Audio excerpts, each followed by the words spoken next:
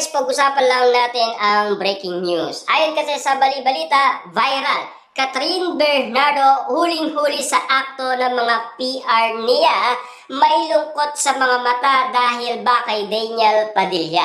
Kaya nga naman pala, kasi nauhuli si Catherine Bernardo ng mga PR niya kasi may kalungkutan sa mga mata ni Catherine Bernardo. Na alam niyo naman siguro ha, nangyari na rin yan kay Daniel Padilla.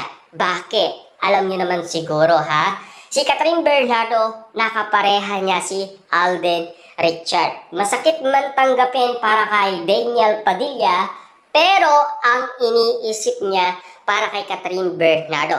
Para nga naman kasi mag-grow siya. Lalong-lalo na kasi napapag-usapan na tila walang pagbabago sa acting moment ni Catherine Bernardo. Bakit kaya? Wala kasi sa mood si Catherine Bernardo.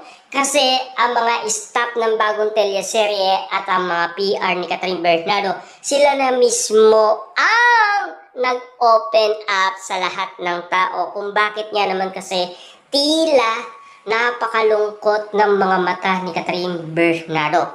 Parang nahuhuli nila na hanggang ngayon may feelings pa rin siya kay Daniel Padilla. Masakit man tanggapin, pero yun ang katotohanan. Ika nga kasi ng karamihan. Na alam niyo naman siguro, binabase ng mga staff ng ABS-CBN at ang mga PR ni Catherine Bernardo ang mga matang napakalungkot pagmasdan. Naging kakaiba ang isang Catherine Bernardo simula nga naman kasi nalink si Daniel Padilla kay Kyla Estrada. Na alam niyo naman siguro noon ang naiirapan umano ay si Daniel Padilla. Kitang-kita niyo naman siguro kung ano ang mga bali-balita noon kay Daniel Padilla. Abang pinag-uusapan ang Hello, Love, Goodbye at Hello, Love Again. Na tila kakaiba ang pakiramdam ng isang Daniel Padilla. Basang-basa sa mga mata ni Daniel Padilla ang kalungkutan. Naiirapan man siya at masakit man tanggapin, pero pinilit niya para kay Catherine Bernardo para mag-level up siya, mag-grow siya, lalong-lalo na kasi naging successful naman. Sa tulong din naman ni Daniel Padilla, pinalakas niya ang loob noon ni Catherine Bernardo.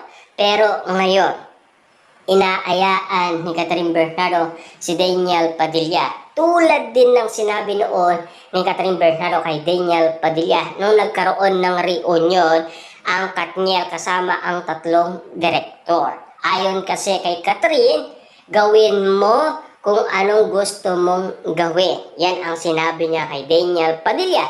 At sinabi naman ni Catherine Bernardo, gagawin ko naman ang gusto kong gawin. Na alam niyo naman siguro noong 2023, pinagseselos niya si Daniel Padilla gamit umano si Jericho Rosales. Pero ang bali-balita, nanliligaw daw itong si Jericho Rosales kay Catherine Bernardo. Pero ang katotohanan daw, pinagseselos lang ni Catherine Bernardo si Daniel Padilla.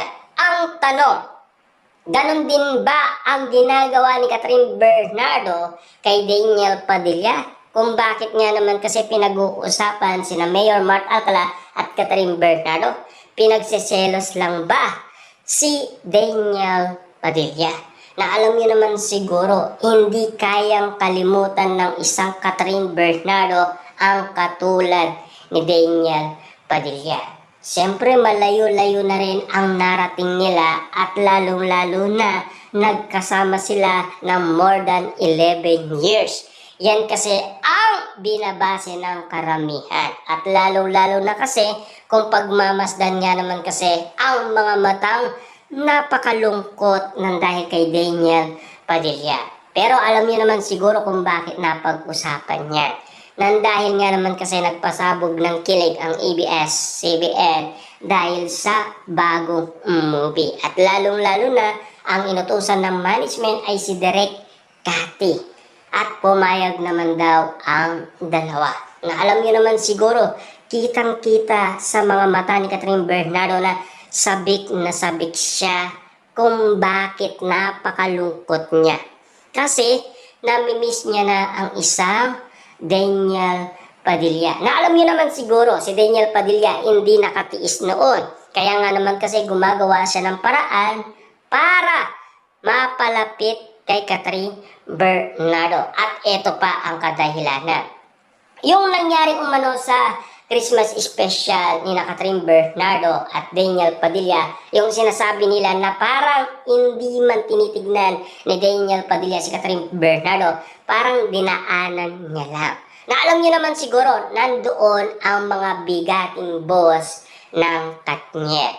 Ayaw umanong masira ni Daniel Padilla ang utos sa kanya ng management. Kasi pinagbigyan lang si Daniel Padilla. Bakit? Nang dahil sa isyong iwalayan Katniel nga di ba? Na alam niyo naman siguro, malaki ang naitulong ni Daniel Padilla sa ABS-CBN nung mawala ito ng prangkisa. Gumawa siya ng paraan, nag-concert siya para kumita. Para nga naman kasi tumulong sa ABS-CBN. Yan ang binigay na chance ng ABS-CBN kay Daniel Padilla. Kaya nga naman kasi ingat na ang isang Daniel Padilla na sana balikan ninyo ang mga tunay na nangyayari sa kanilang dalawa. Hindi dahil nakwento lang, hindi dahil pinagmamasdan lang.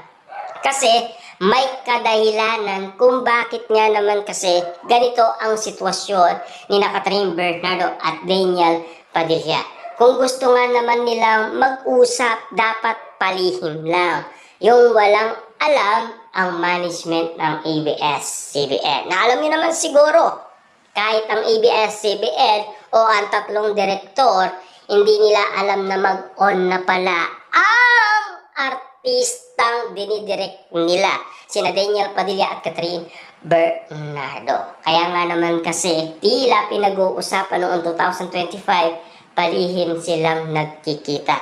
Siyempre kung hindi nila kayang matiis ang isa't isa, gagawa sila ng paraan para nga naman kasi magkita. Tulad na lamang ni Daniel Padilla. Pero ngayon, subalit nagkaroon ng Kyla Estrada sa buhay ni Daniel Padilla. Yun ang sinasabi ng bali-balita. Pero ang tingin natin, hindi pa naman umaamin si Daniel Padilla sa relasyon nila ni Kyla Estrada. At least may chance pa.